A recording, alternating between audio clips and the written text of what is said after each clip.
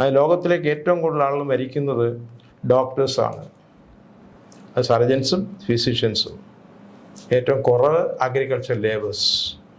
അപ്പോൾ ഇത് മരിക്കുന്നതിൻ്റെ കാരണം എന്ന് പറഞ്ഞാൽ എന്താണ് അവർക്ക് സോക്കേട്? അതിൻ്റെ കാരണം എന്ന് പറഞ്ഞു കഴിഞ്ഞാൽ അവരിത് ബോണിനെ പറ്റി മിക്കവാറും എല്ലാം എന്ന് പറഞ്ഞു കഴിഞ്ഞാൽ ഈ സർജറി ചെയ്യേണ്ട സോക്കേടുകൾ മുഴുക്കുകയും ഒരു പരിധിവരെ സർജറി ഇല്ലാതെ സാധിക്കും. ഏത് ജോലിക്ക് പോയി കഴിഞ്ഞാൽ തന്നെയും രാവിലെ ഫുഡ് കഴിക്കാതെ പോകരുത്.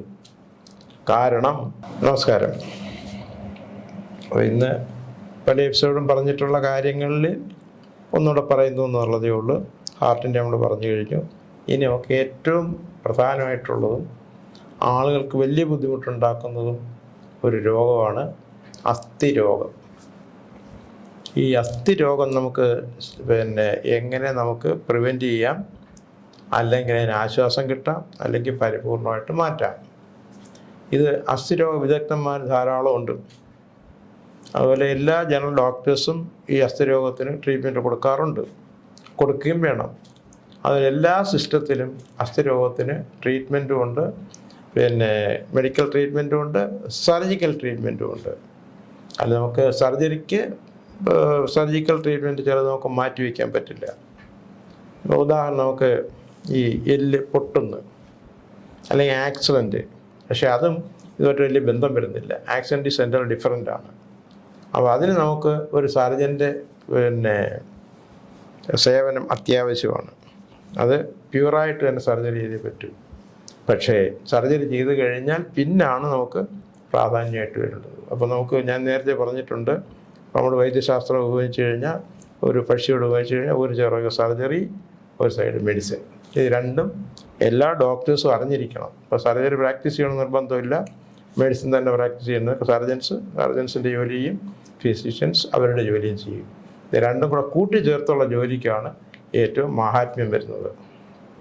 അതിന് ഈ ഡെവലപ്ഡ് കൺട്രീസിൽ ഇപ്പോൾ നമ്മളിവിടെ ഓർത്തോ സ്പെഷ്യൽ, അതുപോലെ തന്നെ അമേരിക്കയിലും ഓർത്തോ സ്പെഷ്യലുണ്ട്. അത് ഒരു മോഡേൺ മെഡിസിൻ ടെക്നിക്കാണ്. പിന്നെ അതുപോലെ കൈറോപ്രാക്റ്റിക് എന്ന് പറഞ്ഞ ടെക്നിക്കുണ്ട്. അതും MD തുല്യമായിട്ടുള്ള ഒരു കോഴ്സാണ് അമേരിക്ക കൊടുക്കുന്നത്. അതിന് DC എന്ന് പറയും, ഡോക്ടർ ഓഫ് കൈറോപ്രാക്റ്റിക്. അവരിത് ബോണിനെ പറ്റി മിക്കവാറും എല്ലാം എന്ന് പറഞ്ഞു കഴിഞ്ഞാൽ ഈ സർജറി ചെയ്യേണ്ട സോക്കേടുകൾ മുഴുക്കുകയും ഒരു പരിധിവരെ സർജറി ഇല്ലാതെ സാധിക്കും. ഉദാഹരണം, ഫ്രോസൺ ഷോൾഡർ.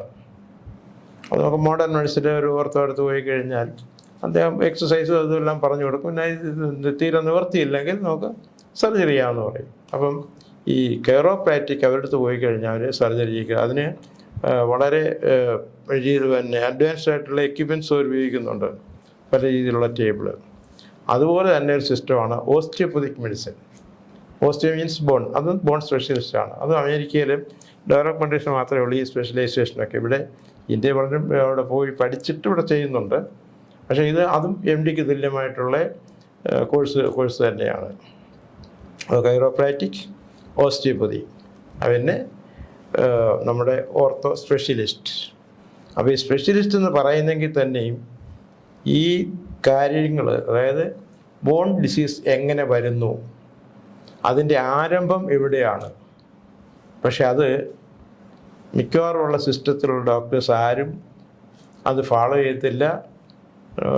ഫോളോ ചെയ്യത്തിൻ്റെ കാരണം ലാക്ക് ഓഫ് നോളജ് എന്നാണ് എൻ്റെ അറിവിൽ നോക്കുന്നത്. കാരണം ഞാൻ പല സിസ്റ്റം ഓഫ് മെഡിക്കൽ കോളേജിലും പല സിസ്റ്റവും പഠിപ്പിച്ചിട്ടുണ്ട്. അപ്പോൾ അവർക്ക് ഇപ്പോൾ എന്ത് കഴിക്കണം, എന്ത് കുടിക്കണമെന്ന് പോലും അറിയില്ലല്ലോ. അതിൻ്റെ നമ്മൾ നേരത്തെ പറഞ്ഞതുപോലെ more than 50% physicians and surgeons dying with digestive problem. നേരത്തെ നമ്മൾ പറഞ്ഞു, ഇതുമായിട്ട് റിലേഷൻ വരുന്നുണ്ട്. അത് ലോകത്തിലേക്ക് ഏറ്റവും കൂടുതൽ ആളുകൾ മരിക്കുന്നത് ഡോക്ടേഴ്സാണ്.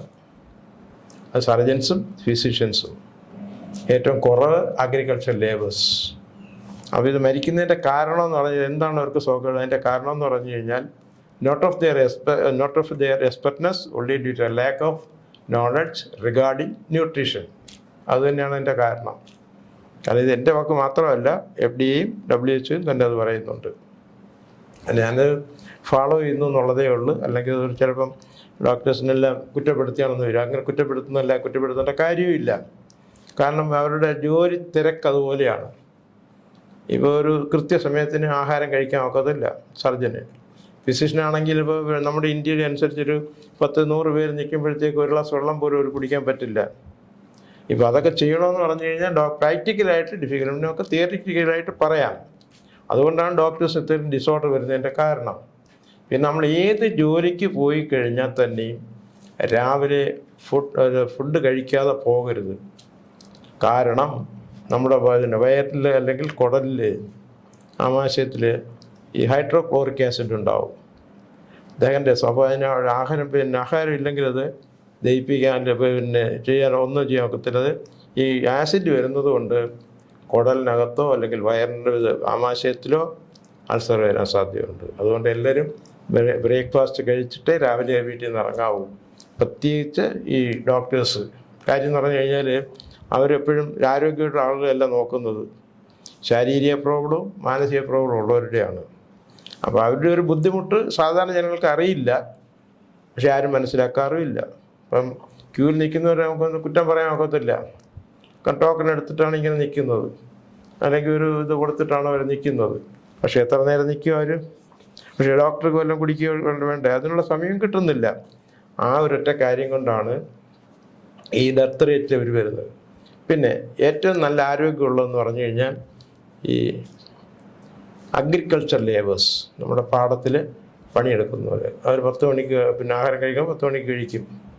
12-1 മണിയാകുമ്പോഴത്തേക്ക് അവർ ജോലി നിർത്തും, ഫുഡ് കഴിക്കും. ഇതെല്ലാം ഈ നമ്മുടെ ആരോഗ്യത്തിൻ്റെ പാർട്ട് ആയതുകൊണ്ടാണ് ഞാനിത് പറയുന്നത്. ഇനി നമ്മുടെ സബ്ജക്റ്റിലേക്ക് നമുക്ക് പോകാം. നമ്മൾ ഈ പറഞ്ഞു നിർത്തിയത് എന്ത് കഴിക്കണം, എന്ത് കുടിക്കണം, പിന്നെ നമുക്ക് പിന്നെ അതിൻ്റെ ഈ ബോൺ ഡിസീസ്, അതായത് ഓർത്തോ, നമ്മുടെ എങ്ങനെയാണ് അസ്ഥിരോഗങ്ങൾ ഉണ്ടാകുന്നത്. ഈ അസ്ഥിരോഗം ഉണ്ടാവുന്നത് ഒരു കുഞ്ഞ് അതായത് ഒരു അമ്മയുടെ വയറിൽ, ഗർഭപാത്രത്തിൽ കുഞ്ഞ് ജനിക്കുമ്പോൾ തൊട്ടാണ് ഈ ഓർത്തോയുടെ പ്രോബ്ലം ഉണ്ടാകുന്നത്. നമ്മൾ ഓർത്തോ പറയുമ്പോഴത്തേക്ക്, എല്ലിനെ പറ്റി പറയുമ്പോഴത്തേക്ക് ഏറ്റവും പ്രധാനമായിട്ട് പറയാനുള്ളത് പല്ലാണ്. അപ്പോൾ എല്ലും പല്ലും എന്ന് പറയുന്നത് ഒന്ന് തന്നെയാണ്. നമ്മുടെ ട്രീറ്റ്മെൻറ്റിന് വേണ്ടിയിട്ട് അല്ലെങ്കിൽ ഒരു സ്പെഷ്യലൈസേഷന് വേണ്ടിയിട്ടാണ് ദന്തിസ്നങ്ങൾ അത് കൊടുത്തിരിക്കുന്നത്. ഇത് ഓർത്തോയുടെ പാർട്ട് തന്നെയാണ്. അപ്പോൾ ഈ ജനിക്കുമ്പോൾ തൊട്ട് ഈ ഡിസോർഡർ ഉണ്ടാവുകയാണ് ഓർത്തോടെ. അപ്പം ഇതുകൊണ്ട് ഇത് തീർന്നില്ല. ഇനി നമുക്ക് ഇതിൻ്റെ ഒറിജിൻ നമ്മൾ സ്റ്റാർട്ട് ചെയ്തേ ഉള്ളൂ. ഇനി അടുത്ത് ഞാൻ പിന്നെ നമ്മുടെ എങ്ങനെയാണ് ഈ കുട്ടികൾക്ക് പരിപോഷിക്കേണ്ടത്, ഗർഭിണി നോക്കേണ്ടത് എന്നുള്ളത് ഇപ്പോൾ അതിനടുത്ത് പറയാം.